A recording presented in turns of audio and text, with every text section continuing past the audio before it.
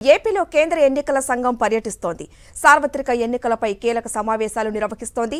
జిల్లా కలెక్టర్లు, ఎస్పీలతో సీఈసీ బృందం సమీక్ష జరుపుతోంది. ఈ నేపథ్యంలో సీఈసీని వైఎస్ఆర్సీపీ ఎంపీ విజయసాయిరెడ్డి బృందం కలిసింది. అలాగే 8 పార్టీల ప్రతినిధుల వినతి పత్రాలు తీసుకోనుంది సీఈసీ.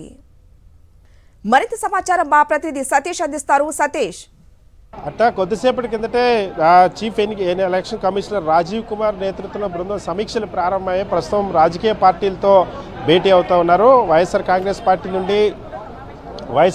పార్టీ పార్లమెంటరీ పార్టీ నాయకుడు విజయసాయిరెడ్డి, ఎంపీ మార్గాన్ భరతుల బృందం ఆ సీఈసీని కలిసింది. ప్రధానంగా ఎన్నికల కమిషన్కు గత ప్రభుత్వ హయాంలో, తెలుగుదేశం పార్టీ హయాంలో చేర్చినటువంటి సుమారుగా 50 లక్షలకు పైగా ఆ దొంగ ఓట్లు చేశారు. వాటిని తొలగించమని గతంలో ఇచ్చిన ఫిర్యాదులపైన చర్యలు తీసుకోవాలని కోరనున్నారు. అదేవిధంగా దాదాపుగా అటు కర్ణాటకలో ఉన్నటువంటి బెంగళూరు, హైదరాబాదు, చెన్నై ఈ 3 ప్రాంతాల నుండి ఆంధ్రప్రదేశ్లో మళ్ళీ ఇటీవల కాలంలో ఓటర్లు చేర్చేటువంటి ప్రయత్నం తెలుగుదేశం పార్టీ చేసింది.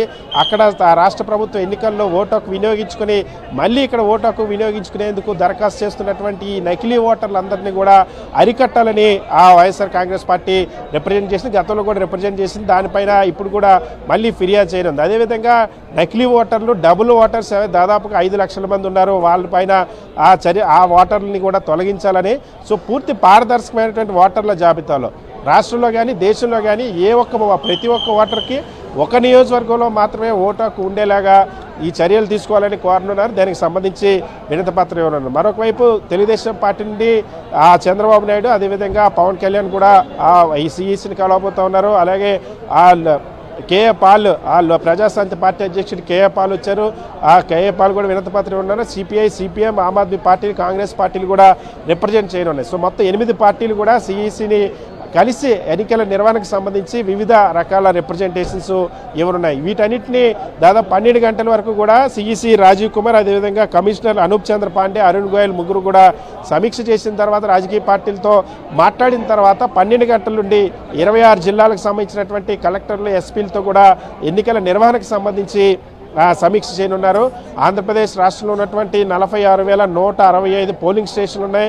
ఈ పోలింగ్ స్టేషన్లో కట్టుదిట్టమైన ఏర్పాట్లు చేయడానికి ఎంత మ్యాన్ పవర్ కావాలి, ఎంత స్ట్రెంత్ కావాలి, అదనంగా అటువైపు కేంద్రం నుండి ఎలాంటి బలగాలు మీకు అవసరం ఉంటాయి, ఇప్పుడున్నటువంటి రాష్ట్రంలో ఉన్నటువంటి పోలీస్ ఫోర్స్ ఎంతవరకు ఉంది, అదేవిధంగా అధికార యంత్రాంగం ఎంతవరకు అందుబాటులో ఉంది, అదనంగా ఉన్నటువంటి సిబ్బంది పరిస్థితి, వీటన్నిటిపైన కూడా సీఈసీ సమీక్ష చేయనుంది. మరొక వైపు పారదర్శకంగా ఎన్నికలు జరగడానికి ఏవైతే మనీ ఫ్లోని నియంత్రించేందుకు అవసరమైన చెక్ పోస్టులకు సంబంధించి దాదాపుగా 29 ఇంటిగ్రేటెడ్ చెక్ పోస్టులు ఉన్నాయి ఆంధ్రప్రదేశ్లో.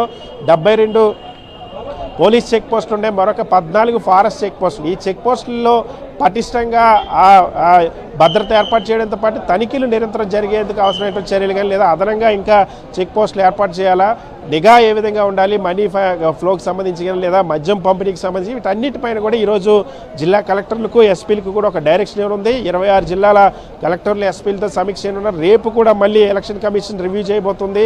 డీజీపీ, చీఫ్ సెక్రటరీతో పాటు నోడల్ ఆఫీసర్స్ మొత్తం అందరితో అటు కేంద్ర రాష్ట్ర ప్రభుత్వాలకు సమన్వయం చేసేటువంటి సమీక్ష కూడా చేయనుంది. సో చాలా కీలకమైన రివ్యూ. దీంతో పాటుగా ఈ నెల 22వ తేదీన ఎన్నికల కమిషన్ సంబంధించినటువంటి ఓటర్ల జాబితా, ఆంధ్రప్రదేశ్ రాష్ట్రంలో తుది ఓటర్ల జాబితా 22వ తేదీన పబ్లిష్ చేయబోతూ ఉన్నారు. దీనికి సంబంధించి ఇప్పటికే క్లెయిమ్లను పరిష్కరించారు. దాదాపుగా 5,04,000 క్లెయిమ్స్ని రిజెక్ట్ చేస్తున్నట్టు కూడా రాష్ట్ర ఎన్నికల కమిషన్ ప్రకటించింది. సో వీటన్నిటిపైన కూడా ఫెయిర్ అండ్ ఫ్రీ ఎలక్షన్ జరిగేందుకు అవసరమైనటువంటి చర్యలు ఏ విధంగా తీసుకోవాలన్న దానిపైన రాష్ట్ర యంత్రాంగం మొత్తానికి కూడా సీఈసీ ఈరోజు దిశానిర్దేశం చేయబోతుంది. రాజకీయ పార్టీలతో ప్రస్తుతం భేటీ అవుతుంది. వైఎస్ఆర్ కాంగ్రెస్ పార్టీ తరఫున ఎంపీ విజయసాయిరెడ్డి, మార్గాన్ భరత్లు రిప్రజెంట్ చేస్తూ ఉన్నారు. గతంలో జరిగిన అక్రమాలు కానీ, ఇప్పుడు ఓటర్ల జాబితా ప్యూరిఫికేషన్కి ఎటువంటి చర్యలు తీసుకున్న అంశంపైన వినతి పత్రం అందిస్తున్నారు. Thank you Satish.